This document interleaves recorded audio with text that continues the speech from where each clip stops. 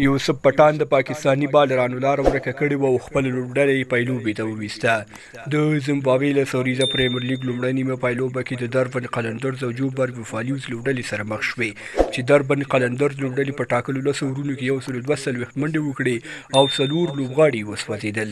د جوبرګ بفالیوز لوبډلې په ګټه افغان الراونډر نور احمد په 2 اورونو کې 9 منډې ورکړې او 2 مهم لوبغاړي وسوځول.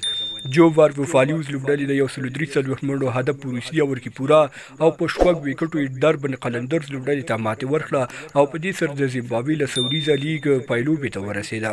پوهاني هندي توپوهونکي یوسف پټان په 26 توپونو 82 منډې وکړې او د ټولو توپوهونکو په ځانګړي ډول د پاکستاني توپوهونکو یې لاره ورکه کړې وه.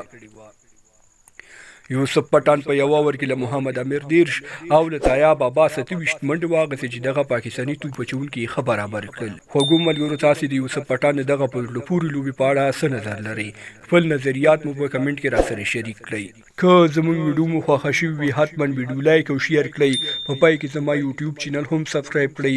تر بیا او بلې ویډیو ښې چارې لوی الله مو مل شه.